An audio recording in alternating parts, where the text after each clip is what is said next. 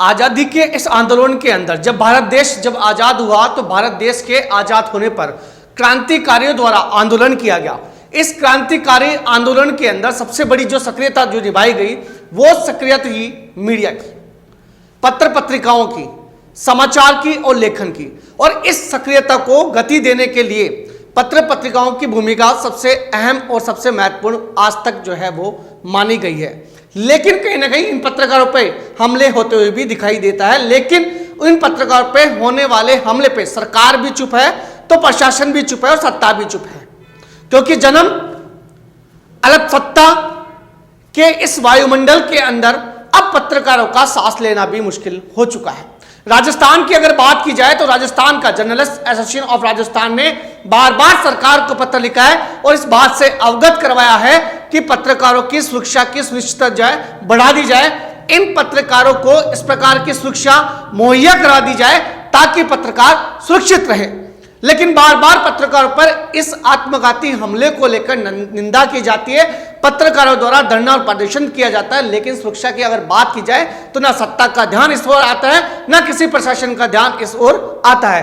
आज सबसे बड़ी बात अगर की जाए तो पत्रकारों की अगर बात की जाए तो हम बता दें कि पत्रकार एक लोकतंत्र का चौथा स्तंभ है और इस लोकतंत्र के चौथे स्तंभ पर बार बार प्रहार किया जाता है। लोकतंत्र के चौथे स्तंभ पर बार बार प्रहार किया जाता है और कहीं ना कहीं लोकतंत्र पे ही इसे हमला माना जाता है।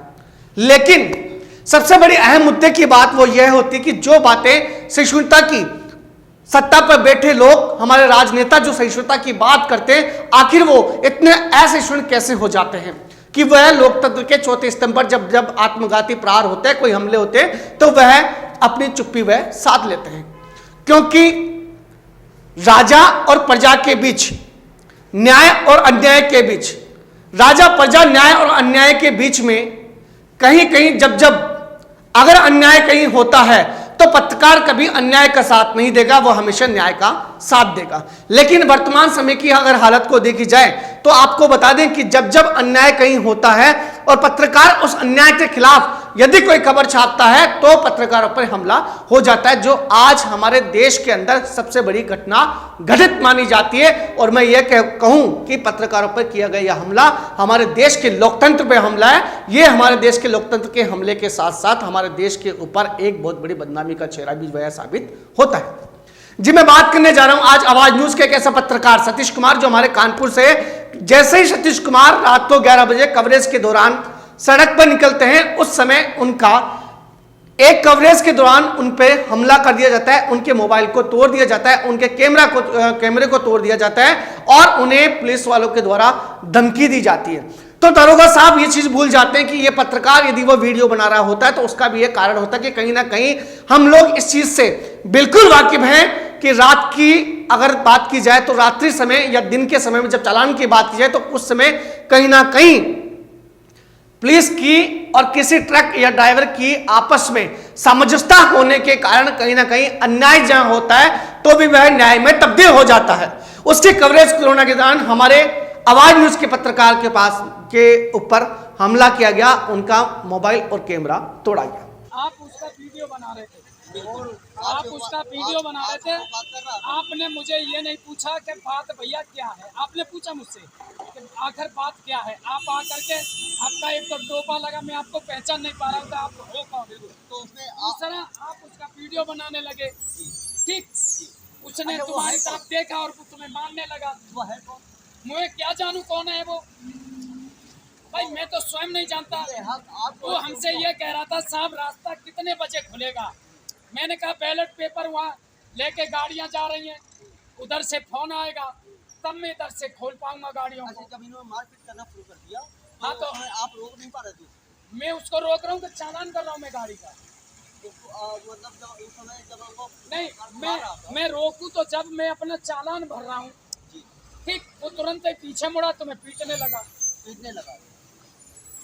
भाई। तुम में हाथापाई हुई है, उसने थप्पड़ फप्पड़ मारे हैं। अच्छा, मोबाइल वगैरह तोड़ने का मामला हो रहा है।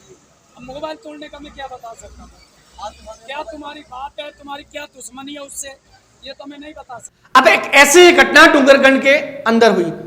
डूंगरगढ़ के एक हमारे मीडिया के साथी, हमारे पत्रकार भाई अशोक पारिक के ऊपर हमला किया गया।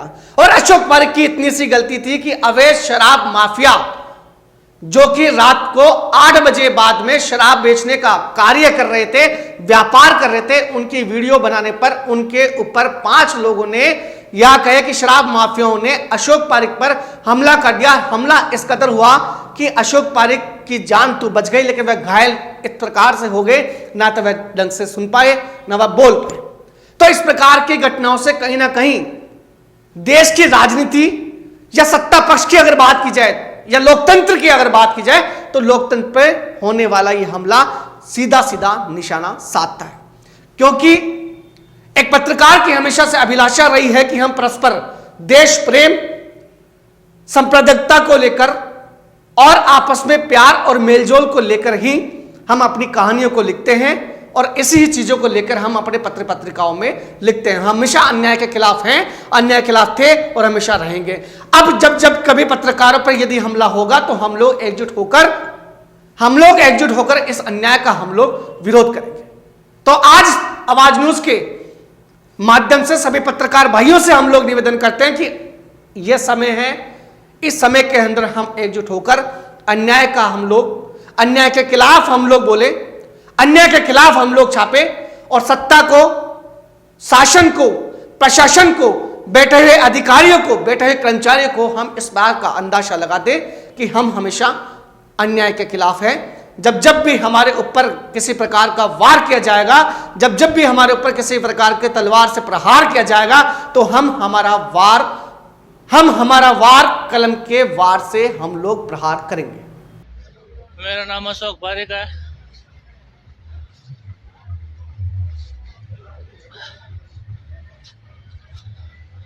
पिछले 4 दिनों से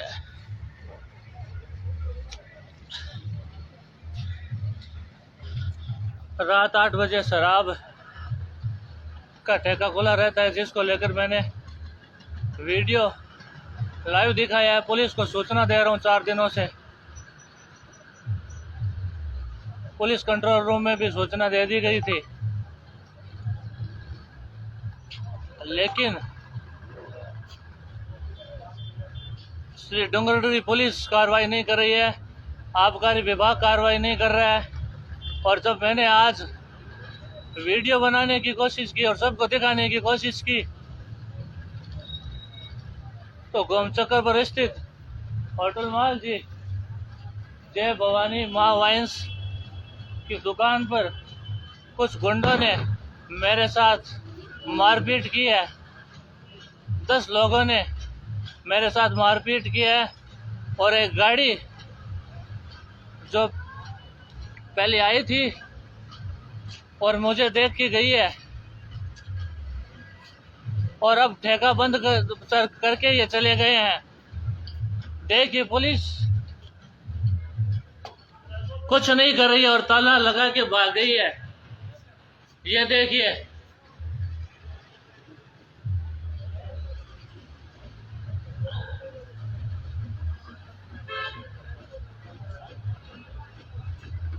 आखिर पुलिस ने लगातार 4 दिनों से कार्रवाई क्यों नहीं की?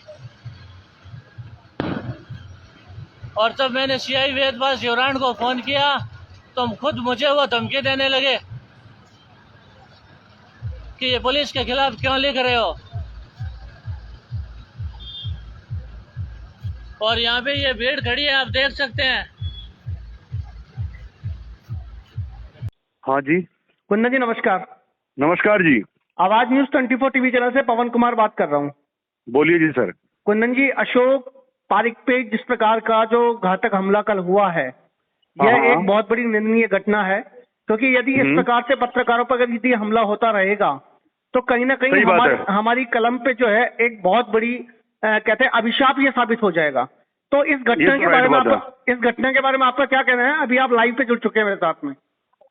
सर इस घटना पे ये कहना है कि अशोक कुमार ने अपने लिए कोई काम नहीं किया वहाँ पे, उन्होंने समाज और पब्लिक के लिए, और जो गलत काम वहाँ हो रहे थे पूरी रात्रि में वहाँ पे दारू ठेके ओपन रहते हैं और वहाँ पे बच्चियाँ बहनें भी निकलती है उस रास्ते से, तो वहाँ पे दिक्कत होती है।